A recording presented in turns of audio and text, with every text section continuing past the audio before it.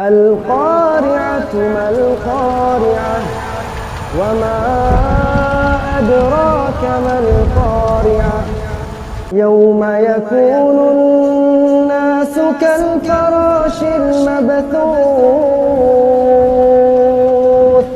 Wa takunul jibalu kal-'ihnil manfush.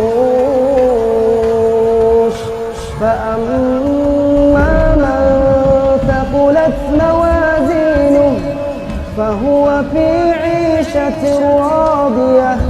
Wa amma man khaffat mawazinuh fa ummuhu hawiyah. Wa ma adraka ma hiyah.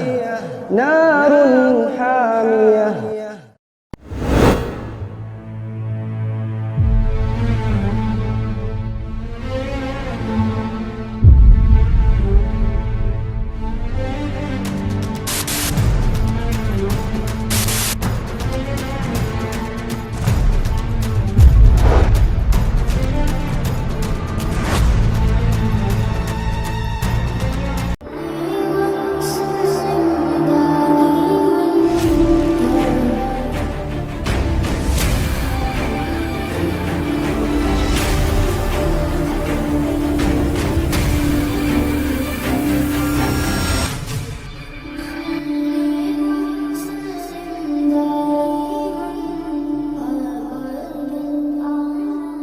Kejadian alam berupa Batshatul Kubra dan Ad-Dukhan merupakan bentuk hukuman Allah Ta'ala yang pantas menimpa penghuni bumi yang perilakunya sudah melampaui batas di babak keempat dewasa ini.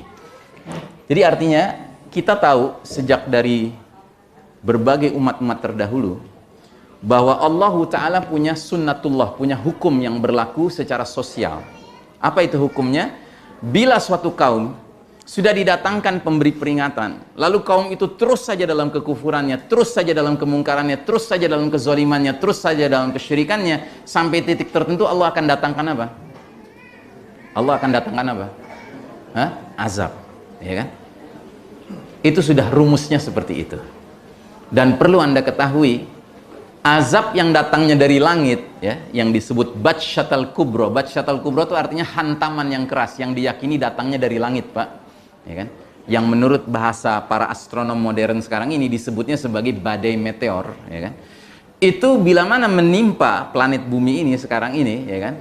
Wajar kalau dia menimbulkan dampak yang sifatnya mundial, mendunia. Kenapa? Karena dulu saja ketika perilaku itu dilakukan oleh dua kota saja, dua negeri saja, namanya Sodom and Gomorrah, ya kan?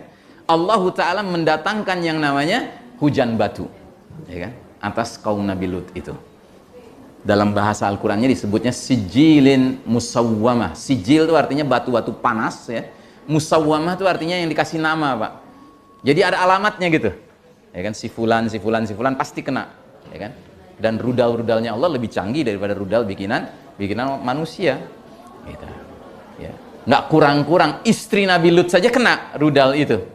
Padahal istri Nabi Lut bukan pelaku lesbianisme, tetapi dia pro kepada kalangan homo dan lesbi. Sehingga ketika Nabi Lut alaihissalam diperintahkan oleh Allah sebelum subuh kalian harus meninggalkan negeri ini, ya kan? Karena akan diazab gitu kan. Dan sambil meninggalkan tidak boleh nengok ke belakang.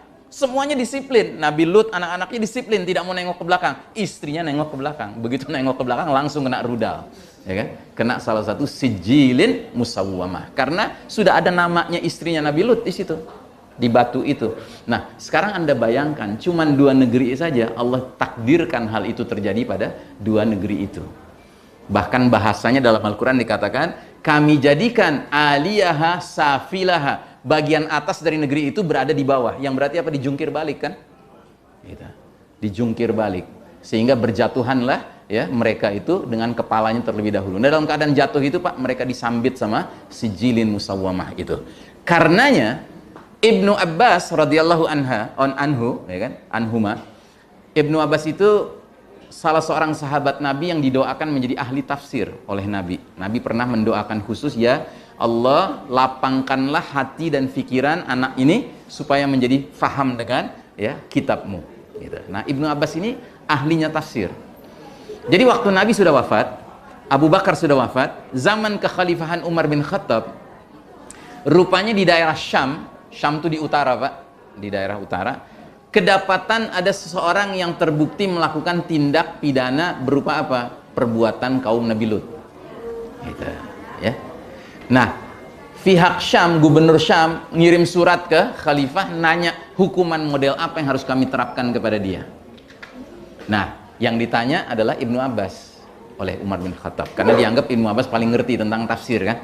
Kata Ibnu Abbas, berdasarkan apa yang dialami oleh kaum Nabi Lut, maka perintahkanlah kepada mereka yang ada di Syam itu supaya membawa si pelaku liwat ini, liwat itu istilah homoseksual ya, dalam bahasa Arabnya, ke tempat tertinggi, kemudian lemparkan dia dari atas dengan kepalanya terlebih dahulu yang jatuh, ya kan, sampai di bawah segera dirajam oleh sekumpulan orang beriman. Itu hukumannya. Jadi hukuman matinya sampai ada cara tertentunya, gitulah.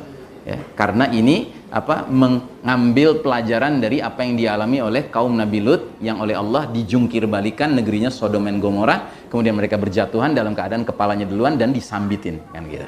Nah, tentunya kaum muslimin nggak bisa nyambit dengan sijilin musawwamah kan? Ya, makanya nyambitnya dengan batu. Jadi rajam sampai mati. Nah, jadi saudaraku rahimakumullah, itu padahal hanya terjadi di 2 negeri, Pak. Sekarang bayangkan sudah ada 20 negara yang melegalkan, Pak. Dan makin hari ini akan makin dilegalkan, Pak. Gitu. Makanya kita semua harus sangat bersiap-siap. Jangan-jangan kita adalah generasi yang akan menyaksikan terjadinya Batshatul Kubra dan Ad-Dukhan ini.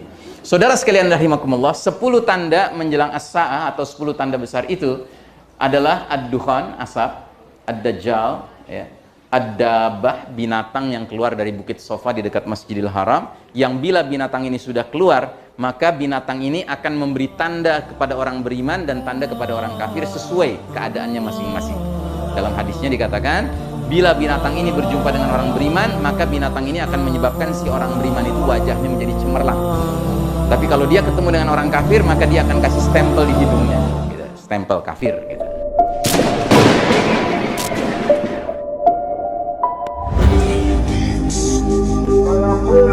الدنيا أين أنهاره أين أشجاره أين بحاره أين قصوره أين الملوك أين الملوك أين أبناء الملوك أين الجبابرة أين أبناء الجبابرة أين الذين